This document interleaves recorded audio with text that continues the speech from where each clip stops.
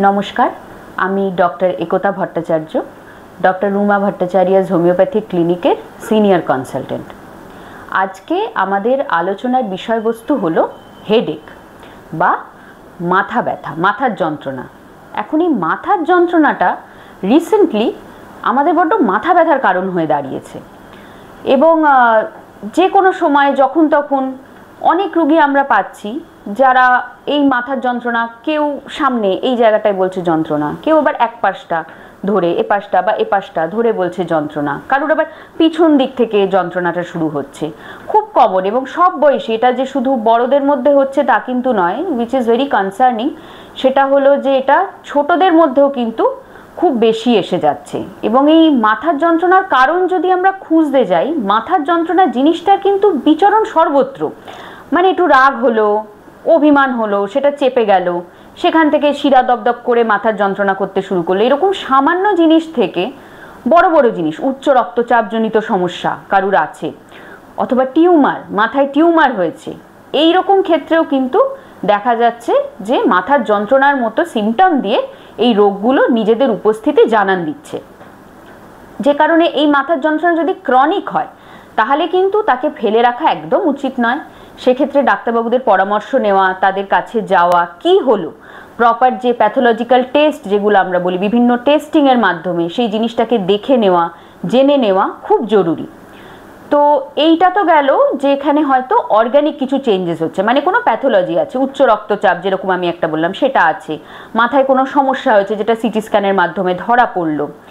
এটা ছাড়াও আরেকটা খুব বড় স্পেকট্রাম আছে কিন্তু, যেখানে মাথার যন্ত্রণার এরকম অর্গানিক কোনো চেঞ্জ বা অর্গানের মধ্যে কোনো চেঞ্জ হয়েছে সেইটা পাওয়া যাচ্ছে না।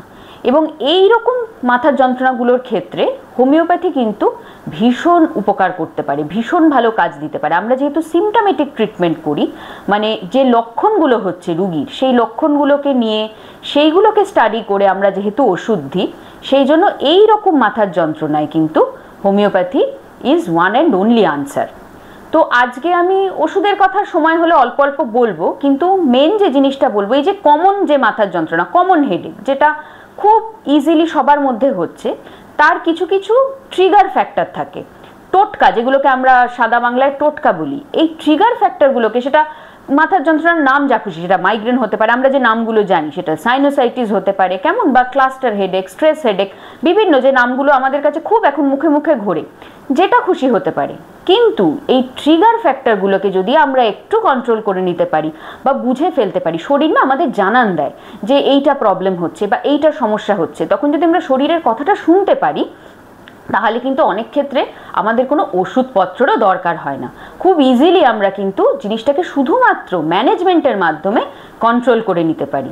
তাহলে আমি একদম ইজিলি, যতটা সহজ সম্ভব, কয়েকটা পয়েন্ট আমি বলার চেষ্টা করব। তাহলে মাথার যন্ত্রণা, এই মাথার যন্ত্রণা হচ্ছে, ঠিক এর থেকে 2 আঙুল নিচে আমরা নেমে আসি, এর ঠিক 2 আঙুল নিচে পড়ছে চোখ। তাহলে প্রথমে চোখের কথা বলি। ছোটদের ক্ষেত্রে, ছোট বাচ্চা, স্কুল গোয়িং কিডসের ক্ষেত্রে যে জিনিসটা আমরা দেখি, বাচ্চা বোর্ড থেকে কিছু লিখে আনছে না, মা ভাবছে হয়তো ইচ্ছা করে বদমাইশি করছে, সে লিখে আনছে না, স্কুলের পড়া শুনছে না, কথা শুনছে না।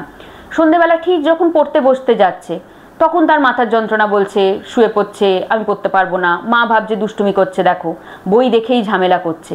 সবসময় না এটা নাও হতে পারে, হতে পারে হয়তো সেই বাচ্চাটির চোখে একটু পাওয়ার এসছে, যে কারণে আমরা চশমা ব্যবহার করি।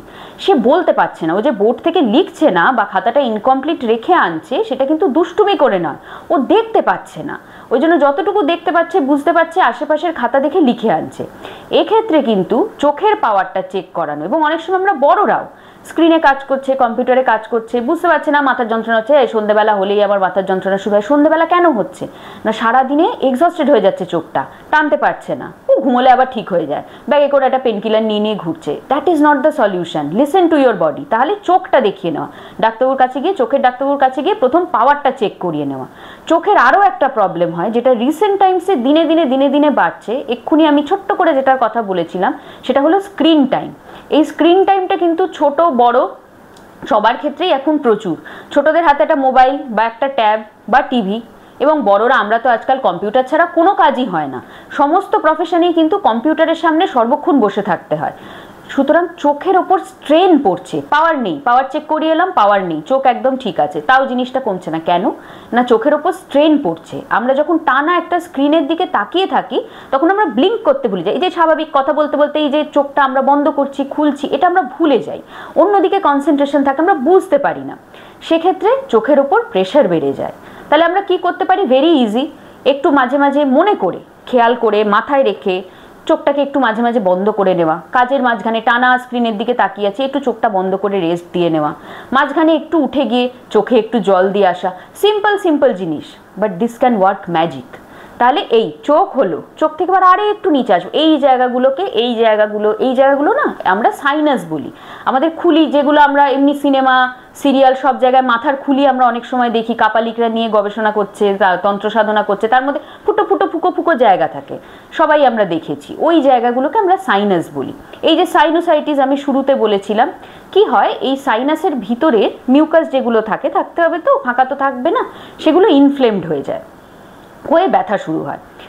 ডাক্তারবাবু আমার তো সর্দি কাশি নেই, তাহলে কেন আমার এরকম হচ্ছে? কারণ আমরা ওই সর্দি কাশির সাথে এই জিনিসগুলোকে একদম প্যারালালি ভাবতে অভ্যস্ত। অনেক সময় কি হয়, সর্দি কাশি হচ্ছে না, ও ভিতরে ইনফ্লামেশন হয়ে জমা হচ্ছে, নাক দিয়ে গলা দিয়ে কিছু বেরোচ্ছে না, সেই জন্য আমরা বুঝতে পারছি না। এই যে অফিস, যেরকম এখন ম্যাক্সিমাম অফিস এসি হয়, মহিলারা সারাদিন বাড়িতে সকালবেলা উঠে কাজকর্ম করে সমস্ত কিছু ব্যবস্থাপাতি করে দিয়ে লাস্টে কোনো মতে রেডি হয়ে অফিস চলে যাচ্ছে। চুলটা কিন্তু তার ভেতরে ভেতরে তখনও ভিজে, সে হয়তো এই জিনিসটা কোনোদিন খেয়ালই করেনি, ভিতরে ভিতরে তার সাইনাসগুলো ওরকমভাবে ইনফ্লেমড হয়ে তার একটা প্রবলেম হচ্ছে। কিংবা বাচ্চাদের ক্ষেত্রে এসি স্কুল বাস, সেখান থেকে নামলো, লাইনে দাঁড়ালো, পরপর স্কুলে ঢোকো, আবার স্কুলের ক্লাসরুমটা এসি, ঘেমে যায়, এই যে ঘামছে শুকোচ্ছে, এই সমস্যাগুলো থেকে অনেক সময় কিন্তু এই সাইনোসাইটিসের এই প্রবলেমটা ট্রিগার করে যায়। সাইনোসাইটিস হোক আর যাই হোক না কেন, তাহলে আমরা কি করব?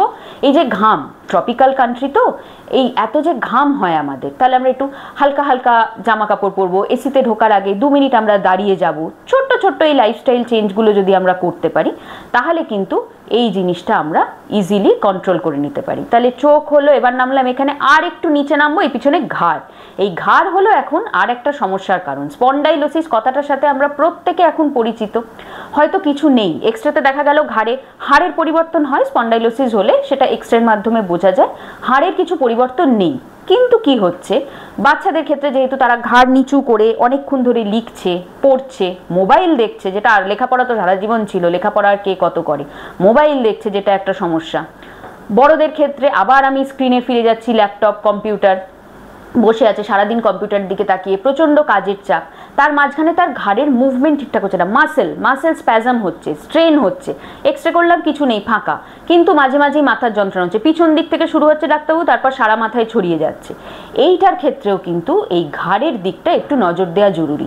সিম্পল এক্সারসাইজেস, বসে অফিসে বসে আছি, চেয়ার ছেড়ে ওঠার দরকার নেই। আমাদের স্কুলে পিটি ক্লাসে যে এক্সারসাইজগুলো শেখাতে, ঘাড় সামনে করা, পিছনে করা, সাইডে করা, আধা ঘোরানো, পুরোটা রাউন্ড ঘোরানো, এই সিম্পল এক্সারসাইজেস আমরা যদি একটুখানি করি, এই যে যেরকম আমি মাঝে মাঝে চোখে জল দেওয়ার জন্য উঠতে বলছি, সেরকম চোখে জল দেওয়ার জন্য আমরা যখন উঠছি অফিসে স্ক্রিনটা ছেড়ে, ঘাড়টাও আমাদের খানিকটা রেস্ট হচ্ছে, সেক্ষেত্রেও কিন্তু এই ছোট্ট জিনিসের মাধ্যমে আমরা কিন্তু এই ট্রিগার ফ্যাক্টরটাকেও কন্ট্রোল করে নিতে পারি।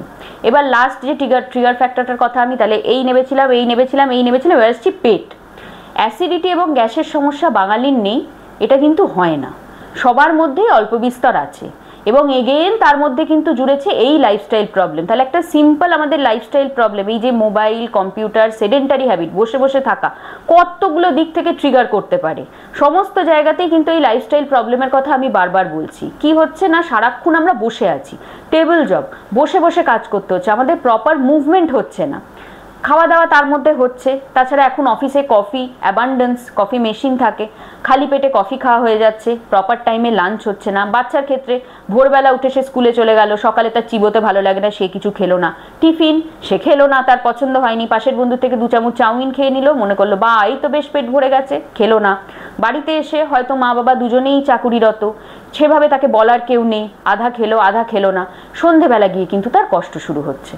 প্রথমত তার খাওয়াটা ঠিকঠাক হয়নি, দ্বিতীয়ত এই যে উল্টোপাল্টা কাজকর্মগুলো সে এতক্ষণ করেছে, জল খাওয়ার কোনো ঠিক নেই, খেলে গাদাখানেক জল খেয়ে নিল, তারপর খেলে, মানে পুরো যে উল্টোপাল্টা, শুধু ছোটরা নয়, এটা কিন্তু বড়রাও সমানভাবে দায়ী। আমরা তো জেনে শুনে করি, ছোটরা তো বুঝতে পারছে না, না জেনে করছে, বড়রা কিন্তু আরো বড় জ্ঞান পাপী, তারা জেনে শুনে এই কাজগুলো করছে। এবং এইটার থেকে কিন্তু অনেক সময় অ্যাসিডিটি গ্যাস থেকে অদ্ভুতভাবে মাথার ট্রিগার ফ্যাক্টর, অ্যাসিডিটি গ্যাস মাথার যন্ত্রণা তৈরি করে সেটা আমি বলবো না, কিন্তু যাদের এই হ্যাবিটটা আছে, এই ব্যাগে করে পেনকিলার নিয়ে ঘোরার হ্যাবিট যাদের আছে, তাদের ক্ষেত্রে কিন্তু একটা বিশাল বড় ট্রিগার ফ্যাক্টর হলো এই অ্যাসিডিটিটা। দিস ইজ অলসো খুব ইজিলি আমরা কন্ট্রোল করতে পারি। প্রপার খাওয়া দাওয়া, টাইমে খাওয়া দাওয়া, বড়রা যারা আছো মোবাইলের অ্যালার্ম দিয়ে দাও, lunch please, breakfast please, dinner please, fruit please, properly ঠিকঠাক করে খাওয়া দাওয়াগুলো করা, টাইমে টাইমে, লম্বা লম্বা খাবার মাঝখানে গ্যাপ, কোনো মুন্ডু মাথার ঠিক নেই, এইগুলো না করা। এবং ওই যে আমরা চোখে জল দিতে উঠছি, ঘাড়ের এক্সারসাইজ করতে উঠছি, যে জিনিসগুলো বলছিলাম, সেই সময় অফিসেরই মধ্যে 4টে সিঁড়ি একটু ওঠানামা করা, হয়তো একটু টয়লেটে যেতে হবে, জল ভরতে যেতে হবে, ভেঙে দিন, একবার উঠে টয়লেটে গেলাম, ফিরে আবার চলে এলাম, পরের বার আবার বোতলটা নিয়ে জল ভরতে গেলাম, ফিরে আবার, তাতেও তো একটা মুভমেন্ট হচ্ছে। এই ছোট্ট ছোট্ট জিনিসগুলো, অফিস থেকে বাড়ি যাচ্ছি, 2টো স্টপেজ আগে বাস থেকে নেমে গেলাম, বাকি রাস্তাটা ব্রিস্ক ওয়াক করে জোরে জোরে হেঁটে ফিরলাম, তাহলে কিন্তু আমাকে এক্সট্রা কোনো সময় দিতে হলো না। আমরা তো সময় দিতে পারি না, এক্সারসাইজের জন্য আমাদের কাছে সময় নেই, কিন্তু এই পুচকি পুচকি ছোট্ট ছোট্ট জিনিসগুলো করে আমরা কিন্তু খুব ইজিলি এই জিনিসগুলোকে কন্ট্রোল করতে পারি। এবার এরপরে ওষুধ তো আছেই, ডেফিনেটলি প্রচুর ওষুধ আছে যেগুলো আমরা ব্যবহার করি, সেগুলো ডাক্তারবাবুদের সঙ্গে পরামর্শ করে আপনারা ইউজ করতে পারেন। হোমিওপ্যাথি অনেক ওষুধ, বেলেডোনা, স্যাঙ্গোনেরিয়া, ছোটো ছোটো ওষুধ আমাদের অনেক পেশেন্টদের আমরা হেডেক কিট বানিয়ে দিয়ে দিই, তারা সঙ্গে সঙ্গে নিয়ে রাখে। যখন এরকম কষ্ট হলো সঙ্গে সঙ্গে সেই ওষুধগুলো খুব রিপিটেড ইন্টারভেলে খেলে, তাহলে এই যে বাড়াবাড়ি হলো, এই জিনিসগুলো আর হয় না। এইটুকুই মনে রাখবেন, এইটুকু যদি ফলো করতে পারেন তাহলে আমার মনে হয় কিন্তু অনেক হেলদি ওয়েতে, অনেক বেটার ওয়েতে আপনারা লাইফ লিড করতে পারবেন। ধন্যবাদ।